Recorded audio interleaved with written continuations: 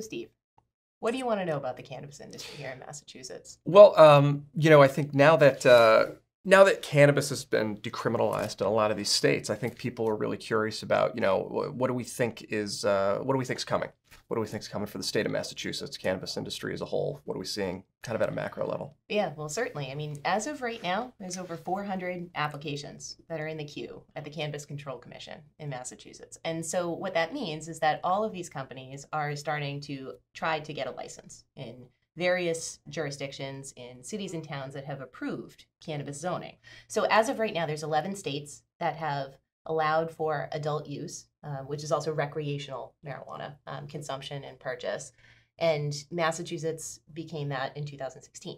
But what happens is that, in Massachusetts, there's a number of different hurdles that some of these companies have to cross to be able to get a license from the Cannabis Control Commission, because clearly it's a federally illegal substance and you're trafficking in a controlled substance. Sure, sure. So in order for the states to really make sure that they're complying with the Department of Justice regulations related to ensuring that there's no diversion to minors, that there is no, oversupply going to the black market, that it's not promoting drug cartels, and that there's no money laundering. There's a couple priority factors that the Department of Justice put out years ago to say, look, we know it's federally illegal, but if your state is going to do it, generally we'll try not to prosecute you in the state for this federal crime in the event that the state has a regulatory environment that is complying with some of the main tenets of the Department of Justice and what they wanted to see. So, it's an interesting situation with this industry because we haven't really seen it in,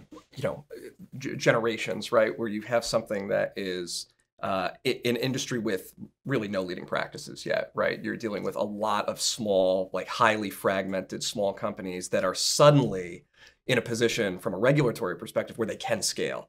So there's been a lot of capital going into this space for a while. There's been some sort of financial people going into the space, but by and large, these are still companies that are growing out of nothing, right? And that with inexperienced talent pool and really no mature companies to model themselves after. Right. So, especially in Massachusetts, sort of where are we on that maturity curve? How fast are these companies growing up? And are we starting to see some elements of, infrastructure that's associated with larger, more mature companies yet? Yeah, I mean, it's a great point, because when else have you ever seen the birth of an industry that all of a sudden is becoming legal? Totally unique situation. Exactly. Yeah. You have absolutely nothing to build off of other than people growing marijuana in their basement. But, the actual art of growing the plant has been around for centuries, of course. But the commercialization of it and the ability to move it to the business model has not, that's in its infancy. You have a lot of out-of-state operators trying to come into the business, and you're looking at other highly regulated businesses to try to find the talent pool that you're looking for. You might be looking to Wall Street for people who know how to raise capital, because again, in Massachusetts, when it started and it was medically legal, you had to be a nonprofit corporation and you had to be vertically integrated, which means that you had to have your own cultivation facility, your own infused products manufacturing facility, and then you were allowed 3 dispensaries. So you had to sell only your own products, only what you could grow.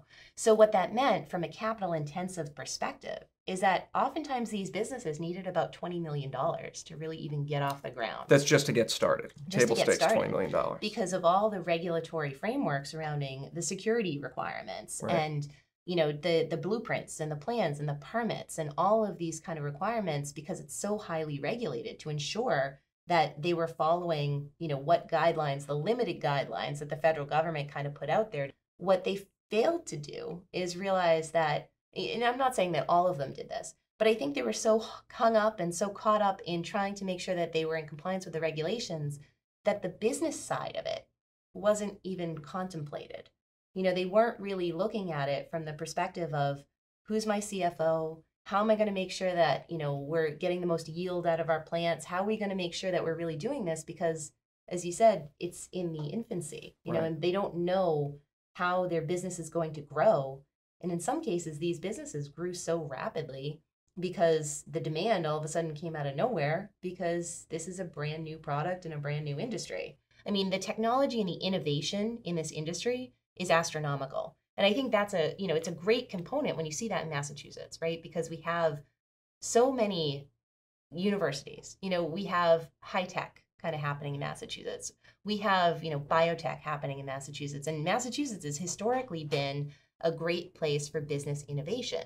And so Absolutely. where better to kind of put the cannabis industry and to really see it grow as the first state on the East Coast that legalized adult use marijuana and had the first stores open is Massachusetts. So what's interesting about that is, I mean, it's not uncommon to other industries, right? You've got the whole supplier ecosystem and innovation ecosystem to consider too. And cannabis is still, as we said, very young. Where the innovation that you're talking about, where is that coming from right now? Where else in the economy in Massachusetts are we starting to see those effects?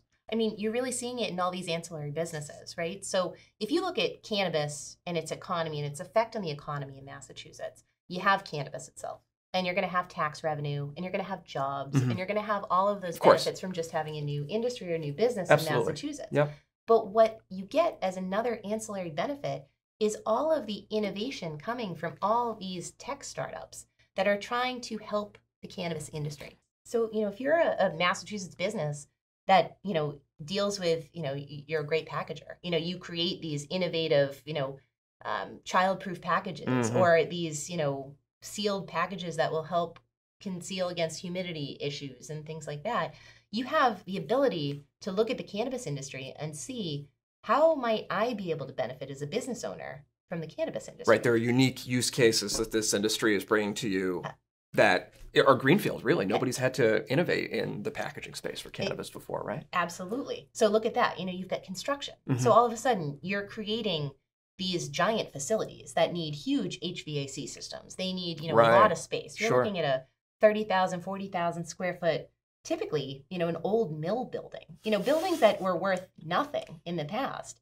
Those are the perfect buildings for growing cannabis. Right. So all of a sudden, landlords who previously had, buildings just sitting in their inventory that maybe weren't really worth much are getting 5 times market rent, for these particular old dilapidated buildings that people are coming in. They're renovating it because it happens to be located in the proper zoning area in Massachusetts that allows for adult use cannabis. Sure. And so these business owners that are outside of the actual license holders are really benefiting. Massachusetts also, they just issued, constantly, the Cannabis Control Commission is looking at the regulatory environment to say, how do we need to make sure that we button that up? How do we need to make sure that we're doing enforcement to promote small business in Massachusetts? So, I mean, if we look at this at a conceptual level, you've got, we see this with the, small business growth trajectory, right? Which is different than a startup growth trajectory, right? The two very different models.